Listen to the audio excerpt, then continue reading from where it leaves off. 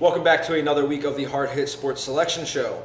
This week we're starting off with the Mid-Penn Capital Division. Our first game is Milton Hershey and Middletown. Milton Hershey coming in at 4-4, Middletown at 8-0. I think that Middletown is going to rally again this week and pick up their 9th win. Let's add some fuel to the fire. Brady Fox makes his return this week. So mark my words, they are going to rally big time. Next up we have Palmyra and Trinity. Palmyra at 5-3, Trinity at 3-5. I think the Shamrocks are going to continue to struggle this week, and I think Palmyra is going to capitalize, moving on to 6-3 on the year. And finally, for Friday in the Capital Division, we have Camp Hill going over to East Pennsboro to take on the Panthers. East Penn coming in at 6-2, Camp Hill coming in at 3-5. I think Onassis Neely and the Panthers are going to be way too much for this Camp Hill team, and I think they come out with a win, moving on to 7-2 on the year, dropping Camp Hill down to 3-6.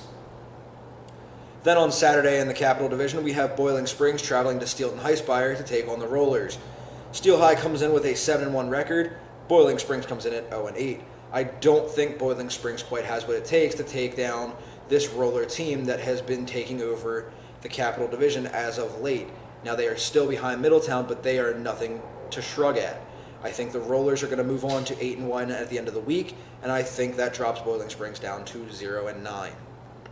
Next up, we have the Mid-Penn Colonial. First game is Shippensburg and West Perry. Shippensburg with a 5-3 record, West Perry at 3-5. I don't think that West Perry quite has what it takes to knock off this Shippensburg team, and I think Shippensburg moves on to 6-3 on the year. Next up, we have Mifflin County and Big Springs. Big Springs with a 500 record. They are playing against Mifflin County, who is 1-7. I think Big Springs moves on for another week, moving on to 5-4 on the year to bring them right above 500. And then we have James Buchanan, 1-7, taking on Brunswick, that is 4-4. I don't know much about Brunswick, but as of late, James Buchanan continues to struggle, just like they have all season. I think Brunswick picks up on that and moves on to 5-4 on the year. And finally, for the Colonial Division, we have Greencastle Antrim with a 2-6 record, taking on Northern York at Northern York with a 4-4 record. I think Northern York rallies at home, and I think they pick up their 5th win of the year. And then we move on to the Mid-Penn Keystone. The first game is a battle for the top of the Mid-Penn Keystone between Bishop McDevitt and Lower Dauphin. This game is at Hershey Park Stadium, Lower Dauphin hosting. I think that gives them some fuel, but I don't think it's enough to take down the Crusader team led by Chase Deal. I think Crusaders move on to 7-2 on the year, knocking off the Lower Dauphin team that just fell last week to Cumberland Valley.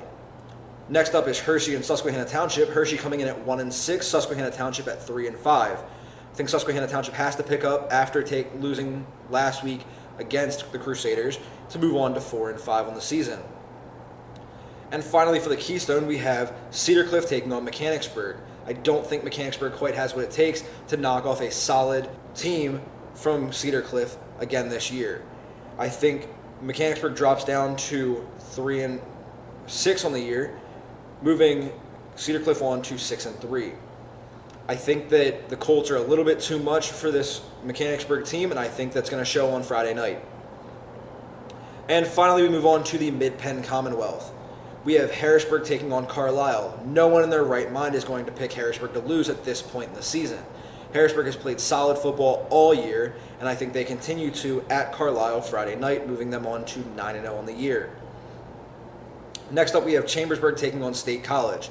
State College coming in at 6-2 after falling to Harrisburg last week. I think that they pick up where they left off after beating East 2 weeks ago and move on to 7-2 on the year, knocking Chambersburg down to 0-9. Then we have Central Dauphin heading over to Redland to take on the Patriots. Central Dauphin with a 5-3 record, Redland at 1-7. I don't think Redland quite has what it takes to take down a consistently good Central Dauphin team, a team that has only lost very tough games this year. I think Central Dauphin moves on to 6-3 on the year. And finally, the game of the week that was selected by you fans on Twitter, 285 votes. Shout out to you guys for getting involved in this one. I know it was only a day long, and I know it was last second, but thank you for getting involved with this one. The game of the week, Cumberland Valley and Central Dauphin East, will take place at Landis Field. Cumberland Valley with a 7-1 record, CD East at 6-2, losing to only Harrisburg and State College, knocking off Central Dauphin earlier this season. I don't think CD is a team to slouch on, and neither is Cumberland Valley.